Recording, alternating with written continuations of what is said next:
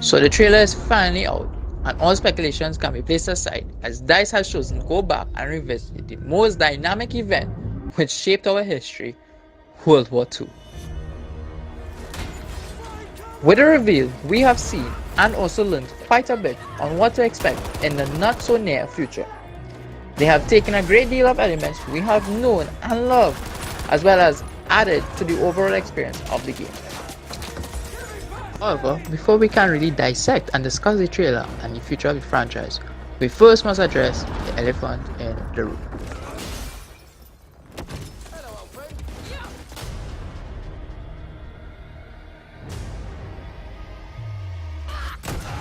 Now, the community seems quite divided with the aspect of the trailer. Some see it as a great form of disrespect, and others see it as a way to please those who may cry out on equality. Such people being Lily Singh, aka Superwoman, the founder of Girls Love, and also other feminist movements. Now, before many viewers take to the comment section down below, I can defend both sides. Yes, we did have women who served and were active in the war. However, in the trailer, we saw a female with a British accent. British women served as nurses and even mechanics. And if I'm not mistaken, as well, I think there was also an air division for them. However, the trailer depicts a frontline battle and British women were not involved in this aspect. Russian women served in the war and we even had French women in the resistance, but not British. Therefore, if let's say the battle was a frontline battle in Russia, let's say the Battle of Stalingrad, I can understand a woman being there. If it was a woman in anywhere in France, I can understand that. But I don't think the setting either of those two places. So therefore, the British woman being there is a bit of a stretch. So a lot of people and they may be a bit upset with this move. However, I can also defend why they made this move. Apparently, through the new customization options that they want to implement in the game, we can choose whether or not we really want to play as a female character or a male. So I think that's why they would have portrayed the female in the game or in the game trailer, is because females will be a playable character through choice. So that's us addressing the elephant in the room. Also, dates. So we have the dates for when we can actually see a lot more of Battlefield. EA Play, June 9th, we can actually see our first glimpse in terms of what they will be bringing. The release date for the standard edition is October 19th. Deluxe edition will be the 16th. And for those who have Origin access, you guys can get a play on the 11th. Now, the trailer was not as hyped as many would have expected. I think Battlefield 1's trailer was better because it depicted what to expect and you felt the mood in each frame. This trailer, I felt, tried to put too much in at the same time. Now, through the review hosted by the one and only Trevor Noah, we learned a lot from the dev team in terms of what direction they'll be taking with this game, Battlefield 5. First and foremost, no premium pass. This means that there will be no division among the community and that the game shall be experienced a live services update system. This is what we have been asking for quite a long time. It also saves you about $50, give and take. Also, the game is building upon Battlefield 1 and thus brings us to game modes. So the usual game modes such as Conquest will be back. Also Frontlines, which was a loved game mode in Battlefield 1, not necessarily at the start, because at the start it could have actually gone on forever because of the bug. But once they updated it, it actually felt like a very decent, and it was actually a decent game mode. So Operations will be back. However, this time it will be known as Grand Operations, and it sounds so damn amazing. So Operations in Battlefield 1 takes a twist with Conquest and Rush, where you have two sides, one being the attackers and the other being the defense or defenders. And the attackers have a limited amount of tickets and have to capture a number of flags simultaneously to then advance and capture the next point and so on before you can move on to the next map. For those who don't know what Operations is, this game mode is especially my favorite, as you actually feel like if you're involved in the war, and I like that. Not many people like Operations. Some prefer Conquest, some prefer Rush. like operations.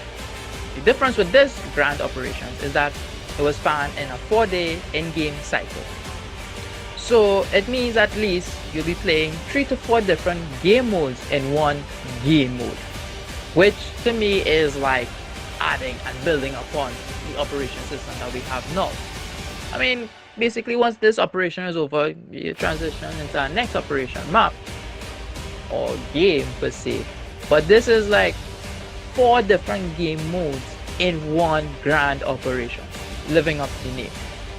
So it means each in-game day at least offers something new, and it should be fresh. The multiplayer aspect will also be changing in terms of how you squad up. Now you will be directly placed in a squad, and you will no longer have to pick and find one. Also, how much ammunition and health regeneration have been changed. DICE wants to focus on what they call war of attribution, and more so proper team and squad based play. So health regeneration only works up to a certain point unless you find a medic. Sounds simple enough. And the spotting mechanic also, which still not many people use, will also be changed. From the sound of it, I think they're trying some of the mechanics from the incursion game mode. Squad mates can also revive fallen squad mates, so you no longer need to be really a medic to revive a fallen brother, soldier, squad mate, teammate, whatever you want to call it. But it comes with a catch. You're only allowed, or you will, the fallen person will only receive a limited amount of health back, and it will also take longer than the standard revive of a medic class. It seems that the revive system will be no more interactive rather than a push of a button. It might be hold long of a button, but you're actually seeing an animated form of you healing the person, reviving the person, something along those lines. All tying also with the new body revive system, which was what I mentioned above. However, the only downfall to this is that playing with randoms, or what we call blueberries, may be a bit harder if the players don't have proper comms. Not everybody talks on mics, not everybody jumps in the party. So playing now with other teammates who may not necessarily have communication, I think that may be a big factor to how this game really plays off. There will also be a different way on how you spawn on teammates. Now you have an over the shoulder view of the teammates you can cycle through. So no longer will you spawn on a teammate who is in front of a tank and both of you get blown up together like in Battlefield 1, where sometimes the spawning in on a teammate, because you don't really know what's going on, sometimes you spawn and then boom, you're being a charge because why? Somebody was being a charge towards that teammate. So they basically change the way in terms of how you spawn, which now shows like, okay, it's safe to spawn here rather than on this teammate because of where he is. Gunplay is also improved in terms that the more you use a gun, better you will understand its recoil and understand how to use it.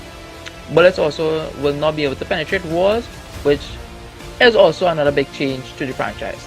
DICE has never been shy when it comes to destruction, but this time they'll be taking it to a whole new level. If a tank drives through a building, it may not bring down the whole building per se, but you will see the outline of the tank in the building. So where it enters and where it exits, you will actually see that like big hole or big space. You see which part the tank was.